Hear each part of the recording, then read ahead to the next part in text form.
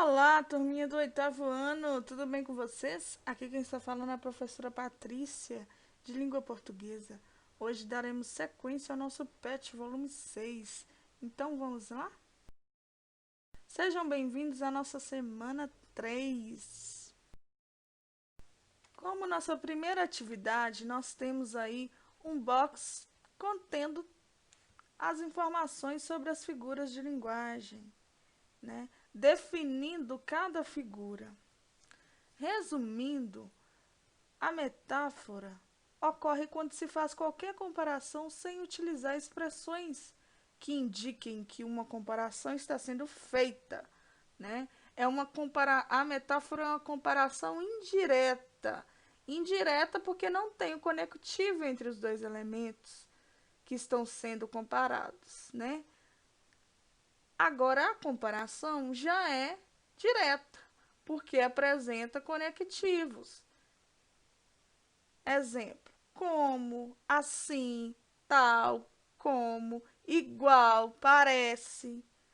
A personificação já são seres, né, não humanos com características humanas.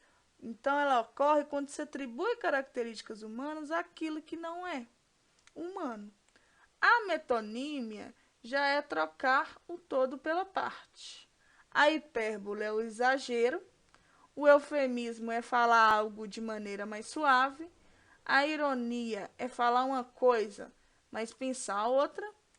O paradoxo é quando se junta ideias contrárias de forma que parece sem lógica. E a antítese é a oposição de ideias. Então, vale a pena dar uma lidinha aí, pessoal. Número 1. Nos textos abaixo, as figuras de linguagem são fundamentais para a sua construção e para os sentidos que se pretende criar. Leia os textos e vamos identificar as figuras de linguagem que aparecem, tá? Nesse texto 1, temos assim, um beijo. Um beijo fala mais que 1000 palavras. Um toque é bem mais que poesia. No seu olhar enxergo a sua alma. Sua fala é uma linda melodia. No caso aqui, nós temos figuras de linguagem. Um beijo fala, né? Então, ele está atribuindo aí ao beijo uma característica humana. Beijo não fala. Então, aí nós temos personificação. Continuando a frase, um beijo fala mais que 1000 palavras, né? Então, tá tendo um exagero aí. Quando se tem exagero, é hipérbole. Próximo, um toque é bem mais que poesia. Tá falando que o toque é poesia, né? Tá tendo essa comparação sem ter nenhum conectivo, sem ter o como, sem ter o qual, o assim, o igual. Então, nós temos a metáfora. E sua fala é linda melodia, também temos metáfora. Próximo texto vem assim. Quem foi inteligente que usou meu notebook e apagou tudo que estava gravado? Então, esse personagem, ele menciona quem foi o inteligente que apagou tudo no notebook dele, mas, na verdade, ele está querendo perguntar quem foi o ignorante, né?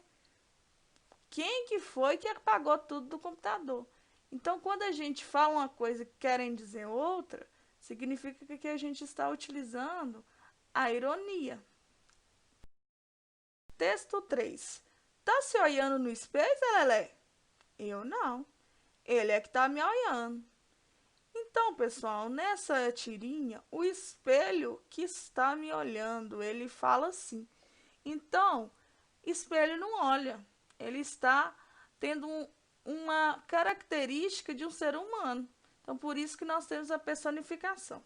No número 2, perguntou se a gente precisasse manter os sentidos gerados pela figura de linguagem nos textos 1 e 2, mas precisasse mudar as palavras, como que ficaria?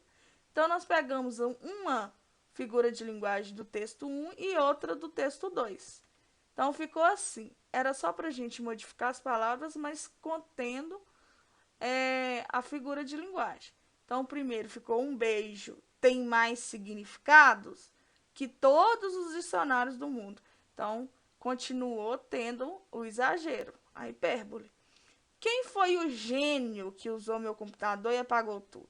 Então, continuou tendo a ironia. Nós só substituímos aí o inteligente pelo gênio, né? E continuou tendo a ironia de falar, né? De dizer algo pensando em dizer outra.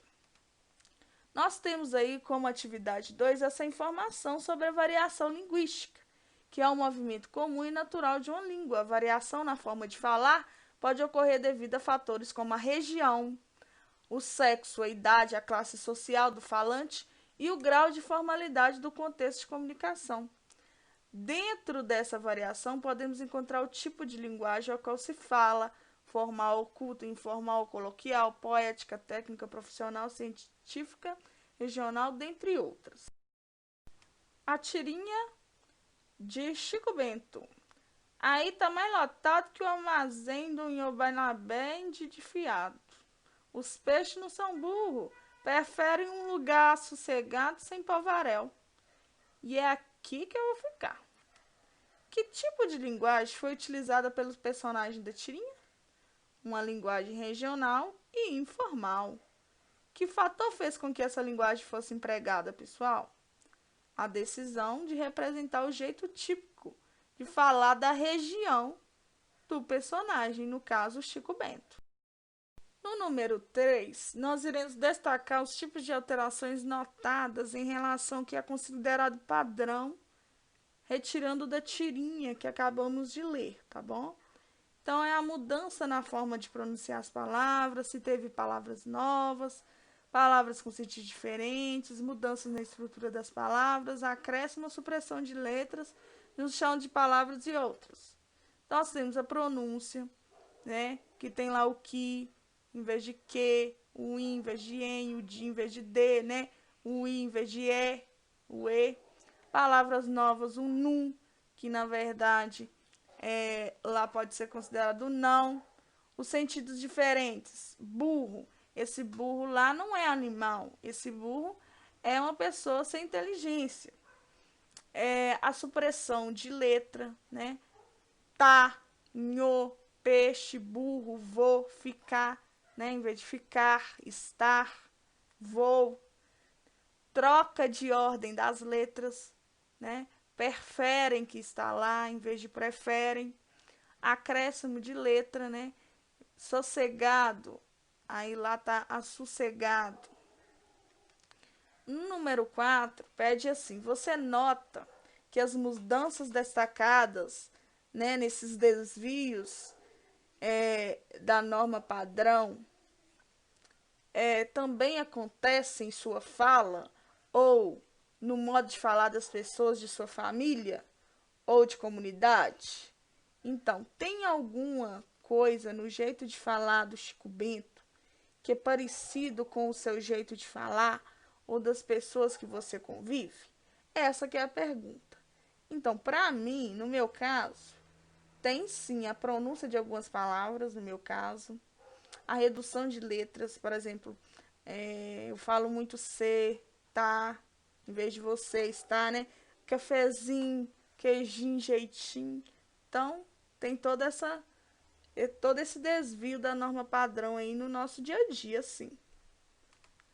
Transcreva para a norma padrão as falas ditas pelo personagem Chico Bento na tirinha. Então, vamos transcrever e ver como que ficou de acordo com a norma padrão. Aí está mais lotado que o armazém do senhor Barnabé em dia de fiado. Os peixes não são bobos, preferem um lugar mais sossegado, sem aglomerações. No caso aí, esse povaréu que lá na tirinha nós trocamos por aglomeração, porque povaréu significa povão, multidão, aglomeração de pessoas. E a última fala dele e é aqui que eu vou ficar, ok? Vocês perceberam que as falas do personagem Chico Bento na norma padrão não teria a mesma graça se ele falasse assim, né? Não ficaria tão divertido como o jeito que ele é representado na tirinha. O jeitinho de falar dele dá um toque especial na leitura, na caracterização do personagem. Temos aí mais uma aula, espero que vocês tenham gostado. Aguardo vocês para a próxima. Se cuidem!